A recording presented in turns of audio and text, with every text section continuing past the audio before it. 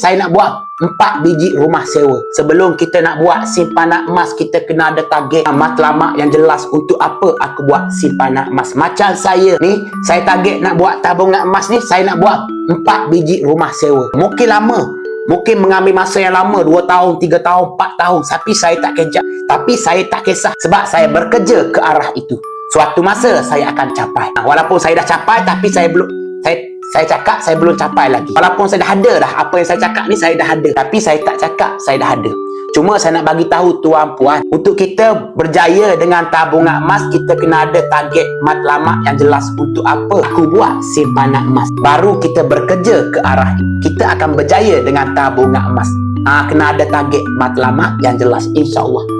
Contohlah, tuan puan target nak bayar deposit rumah, nak beli rumah, beli tanah, dana persaraan, dana haji umrah yang memerlukan masa yang lama, lebih sesuai kita bekukan dalam bentuk emas. Apa tujuan barang yang kita nak beli jangka masa panjang tuan puan tak sesuai, kita simpan dalam bentuk duit. Saya tak cakap salah, tapi tak sesuai. Sebab duit tak akan mampu mengekalkan kuasa beli, nilainya dirompak tanpa kita sedar. Inflasi, kenaikan harga barang, susut nilai mata wang. Dengan kata lain, kita memerlukan duit yang lebih untuk mendapatkan barang yang sama pada waktu yang berbeza. 10,000 5 tahun lepas tak akan sama dengan 10,000 hari ini tuan puan, tak akan sama, nombor sahaja sama. Kalau semua nilai kekayaan kita simpan dalam bentuk duit, kita hanya sekadar simpan nombor, kelamaan ianya hanya sekadar nombor, nilainya dirompak tanpa kita sedar.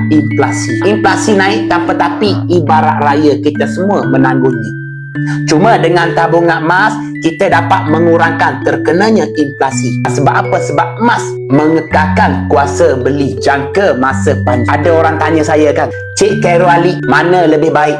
Kita simpan duit dalam ASB tabung haji ataupun buat tabungan emas? Saya bagi tahu mana-mana pun bagus. Sebab menyimpan ni bagus. Tak pernah lagi sepanjang saya hidup ni orang cakap menyimpan ni tak bagus, buat tabungan tak bagus. Tak ada. Cuma kita kena tahu tujuan masing-masing. Bagi saya kan, untuk simpanan 2 tahun ke bawah lebih sesuai kita simpan dalam bentuk duit. Tapi untuk simpanan jangka masa panjang, lebih untung kita bekukan dalam bentuk emas. Sebab katanya pakar-pakar keuangan, 20 tahun ke belakang, emas memberi pulangan sekitar 10% setahun.